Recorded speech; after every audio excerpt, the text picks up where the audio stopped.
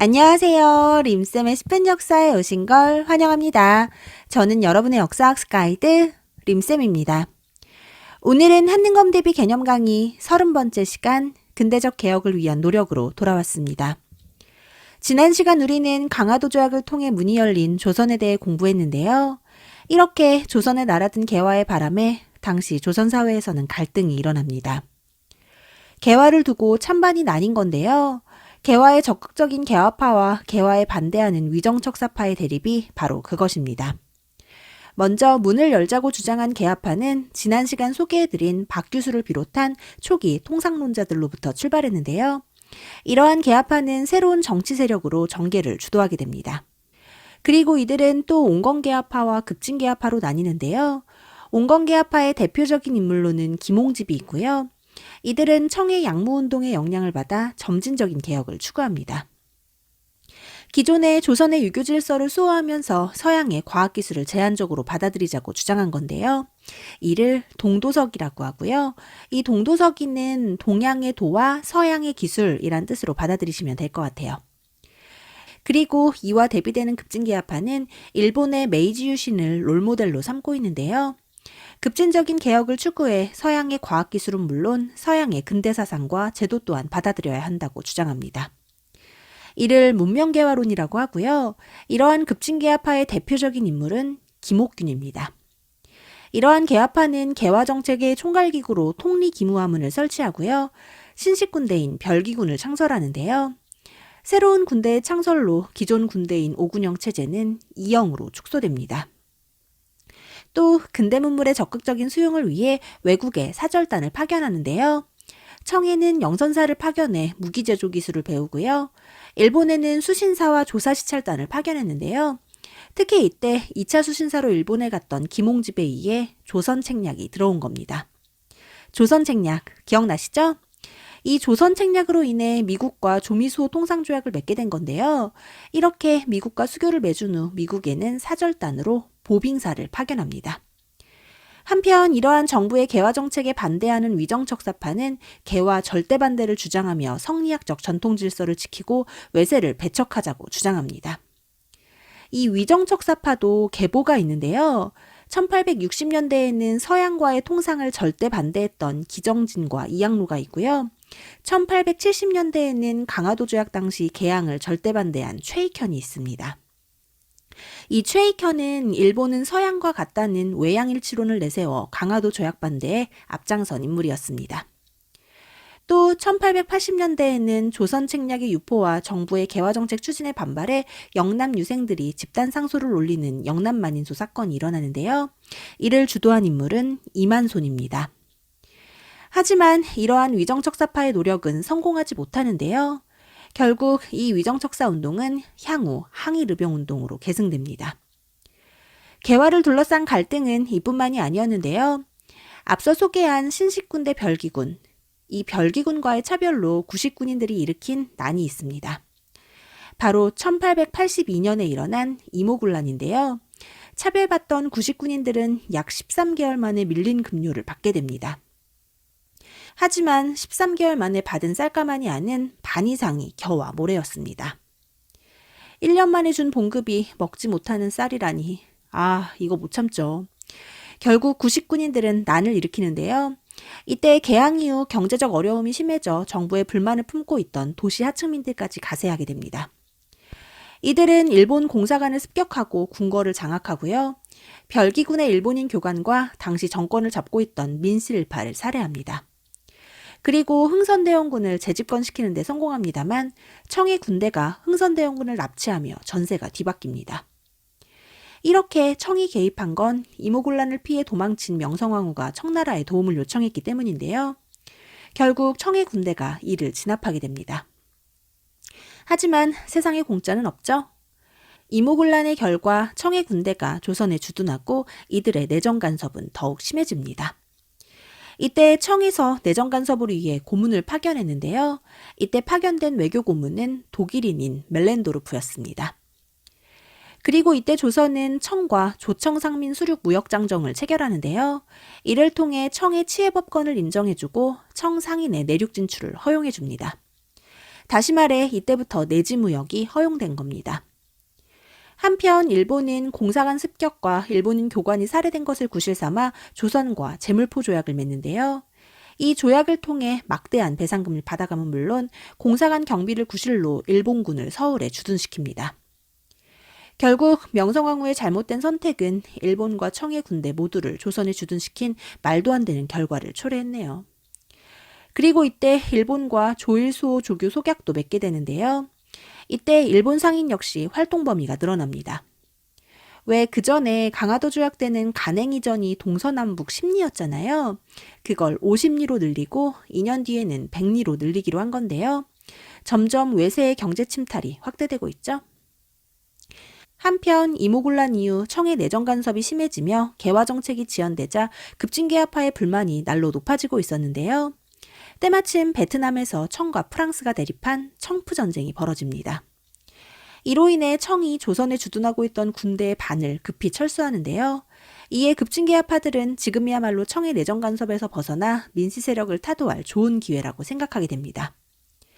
때마침 일본도 지원을 약속해왔는데요.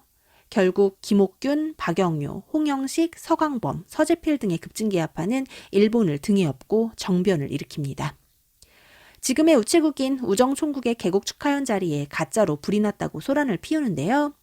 불이 났다는 소리에 건물 안에 있던 민씨 세력들이 밖으로 나오자 나오는 족족 이들을 죽이고 궁궐을 장악합니다. 그리고 14개조 개혁안을 발표하는데요. 먼저 청에 잡혀간 흥선대원군을 돌아오게 할 것과 청의 4대 청산을 주장합니다. 또 신분제 폐지를 주장하는데요.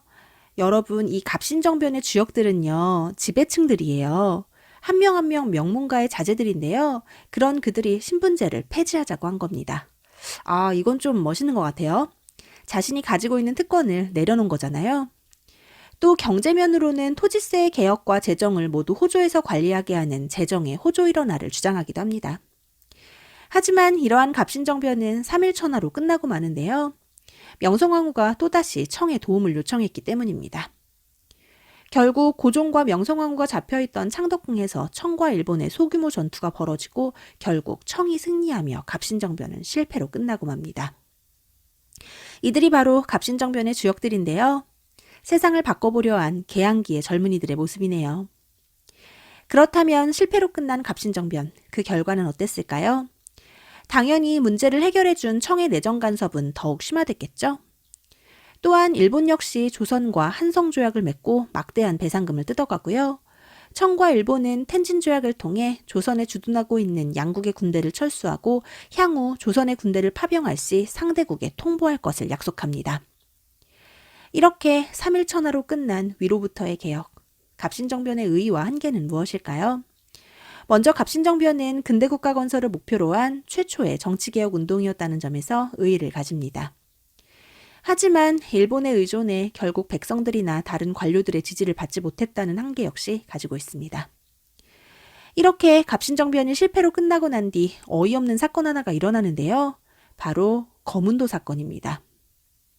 거문도 사건이란 영국이 거문도를 불법으로 점령한 사건을 말하는데요. 갑신정변으로 청과 일본의 대립이 더욱 심화되고 있는 가운데 조선이 청의 간섭을 벗어나기 위해 러시아를 끌어들인다는 소문이 돌자 영국은 러시아의 견제를 위해 거문도를 불법으로 점령해버린 겁니다. 이처럼 조선을 둘러싼 열강의 대립이 점점 심해지자 한반도를 둘러싸고 중립화론이 제기되는데요. 이러한 중립화론을 주장한 인물은 유길준이고요. 유길준은 서양의 이곳저곳을 다녀와 서유견문이란 책을 남긴 인물이기도 합니다. 또 독일인 부들러가 조선 정부의 중립화론을 제기하기도 하지만 사실 이러한 중립화론은 별다른 성과는 없었습니다. 이처럼 개항 이후 조선 사회는 점점 엉망이 되어가고 이러한 변화의 거센 폭풍에 가장 힘들었던 건 아무래도 농민들이었겠죠? 결국 농민층이 동요하기 시작하는데요. 개항 이후 근대문물 수용에 따른 경비 지출과 일본에 지급한 막대한 배상금, 청과 일본의 경제 침탈 등으로 국가 재정의 위기가 찾아오고 이는 모두 농민들의 부담이 됩니다. 또한 강화도 조약 이후 일본이 대량으로 쌀을 수입해 쌀값이 폭등하며 농민들의 삶은 더욱 어려워지는데요. 이에 일부 지방간들은 방공령을 내려 곡물의 유출을 금지시킵니다. 반공령이란 곡물의 반출을 막을 수 있도록 한 법인데요. 이는 1883년 일본과 맺은 조일통상 장정의 조항 중 하나였습니다. 이때 양국은 반공령을 미리 한 달 전에 통보하면 허용하기로 합의했었는데요. 막상 함경도와 황해도 등 일부 지방간들이 반공령을 내리자 한 달 전에 통보하지 않았다는 억지를 부리면서 되려 배상금을 요구하기에 이릅니다. 결국 반공령은 허울뿐인 법이었던 거죠. 그러니 이 모든 짐을 짊어져야 했던 농민들은 얼마나 힘들었을까요? 결국 1894년 농민봉기가 일어납니다. 바로 동학농민운동인데요. 이 시기 고통받던 농민들 사이에서 확산됐던 동학, 기억나시죠? 19세기 극심한 세도정치 시기 최재우가 창시한 동학은 민심을 현혹한다는 이유로 포교가 금지되고 최재우 역시 처형됐었는데요. 이후 동학을 믿는 사람들은 최재우의 누명을 벗기고 포교의 자유를 허락해달라며 교조신원운동을 벌이게 됩니다. 이렇게 교조신원운동을 시작으로 확산된 동학농민운동은 외세에 반대하고 봉건사회의 정면으로 대항한 반봉건, 반외세 운동이었습니다. 이러한 동학농민운동, 1차 봉기부터 자세히 살펴볼까요? 동학농민운동의 1차 봉기는 고부에서 시작됩니다. 전라도 고부 군수였던 조병갑의 횡포가 발단인데요. 이 조병갑 진짜 최악의 탐관오리입니다. 아주 다양한 방법으로 농민들을 수탈했는데요. 먼저 만석보라는 새로운 저수지를 만들게 해 물세를 받고요. 자신의 아버지를 기리는 비석을 만들겠다며 돈을 내라고 하질 않나, 모친상이 필요하니 돈을 내라고 하지 않나, 아주 백성들을 쥐어짜던 나쁜 인간입니다. 이에 더 이상 참지 못하고 전봉준을 중심으로 농민들이 들고 일어나 고부관할을 점령하는데요. 이러한 고부농민봉기의 수습을 위해 정부에서 파견한 안핵사 이용태는 오히려 농민들에게 책임을 묻고 전봉준을 체포하려고 합니다. 그러자 그야말로 농민들의 분노는 극에 달했는데요. 이후 전봉준은 백산으로 이동해 김계남과 함께 나라를 돕고 백성을 편안하게 한다는 보구간민을 구호로 내세워 약 8,000명의 농민들을 조직하고 백산봉기를 일으킵니다. 이들은 주모자가 드러나지 않도록 사발을 엎어놓고 이름을 쓰는 사발통문을 통해 농민을 모아 세력을 점차 확대시키고 마침내 황토현 전투와 황룡촌 전투에서 광군을 물리치는 대승을 거두는데요. 정말 이때 농민군의 사기가 하늘을 찔렀습니다. 거기에 전라도 일대를 장악하고 결국 전주성을 점령한 농민군. 와, 정말 대단하죠? 이러한 농민군의 관군이 속수무책으로 밀리고 결국엔 전주성까지 점령당하자 정부는 급기야 청에 원군을 요청하게 됩니다. 아, 정말 가슴이 답답해지는 대목인데요. 자신의 백성들을 진압하기 위해 외국의 군대를 요청하는 말도 안 되는 상황. 왜 그들은 백성들의 이야기에 귀 기울이지 않았을까요? 정말 이 시기 집권층들에게 너무 화가 납니다. 결국 청해 군대가 동학농민군의 진압을 위해 다시 조선에 들어와요. 근데 문제는 10년 전 갑신정변 때 텐진조약을 맺었잖아요. 그러니 텐진조약에 의해 일본군도 조선에 들어오게 됩니다. 다시금 조선에 두 나라의 군대가 들어와 대립하는 일촉즉발의 상황에 그제서야 정부는 부랴부랴 농민군과의 합의점을 찾고자 하는데요. 결국 전주화약을 통해 농민군은 자진해산합니다. 이때 전주화약의 조건은 청일 양군의 철수와 패정개혁안의 실시였는데요. 동학농민군은 이때 패정개혁안에서 탐관오리의 징계와 신분제의 폐지, 토지의 균등분배, 과부의 재가 허용 등을 주장했습니다. 이렇게 동학농민군이 주장한 패정개혁안의 내용을 보면 동학농민운동의 1차 봉기가 반봉건적인 성격을 띠고 있음을 알 수 있는데요. 이 패정개혁안의 내용 중요하니까요. 잘 정리해두세요. 또 동학농민군은 전라도 일대에 자치적인 개혁기구인 집강소를 설치하고요.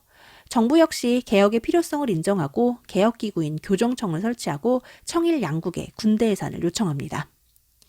하지만 일본은 이를 거부하고 경복궁을 점령하는데요. 사실 일본은 처음부터 동학농민군의 진압에는 관심이 없었습니다. 그저 조선에 다시 주둔할 명분을 찾고 있었는데요. 일본에게는 지금이 기회였던 거죠. 사실 일본이 갑신정변 때 청군에게 밀려 물러나면서 나름 칼을 갈았거든요. 조선을 차지하기 위해 청과의 전쟁은 불가피하다는 것을 깨달은 일본은 결국 청일전쟁을 일으킵니다. 이에 해산했던 동학농민군은 일본군 타도를 걸고 다시금 봉기하게 되는데요. 이것이 동학농민군의 2차 봉기입니다. 이러한 2차 봉기는 외세의 침략에 맞선 반외세의 성격을 띠고 있는데요. 일본군을 무찌르기 위해 논산에서 집결한 남북점 연합의 처절한 싸움은 공주 우금치 전투에서의 패배를 끝으로 실패하고 맙니다. 결국 전봉준마저 부하의 밀고로 체포되고 보다 나은 사회를 꿈꾸며 죽창을 들고 일어섰던 농민들의 꿈은 안타깝게도 좌절되고 맙니다. 참 가슴이 아픈데요. 이렇게 아래로부터의 개혁이었던 동학농민운동도 실패로 끝나고 과연 이후 조선은 또 어떤 소용돌이 속으로 들어가게 될까요? 그 뒷이야기는 다음 시간에 계속하도록 하겠습니다. 오늘은 개항기 두 번째 시간으로 이모군란과 갑신정변, 동학농민운동까지 살펴봤는데요. 오늘 준비한 내용 여기까지입니다. 오늘의 중요 포인트, 개화파의 개화정책과 위정척사파의 차이 잘 정리해 두시고요. 이모군란과 갑신정변, 동학농민운동은 각각 사건이 일어난 배경과 주도 세력, 전개 과정과 결과까지 잘 정리하셔야 됩니다. 오늘도 고생 많으셨고요. 구독과 좋아요는 언제나 감사드립니다. 그럼 안녕, 뿅!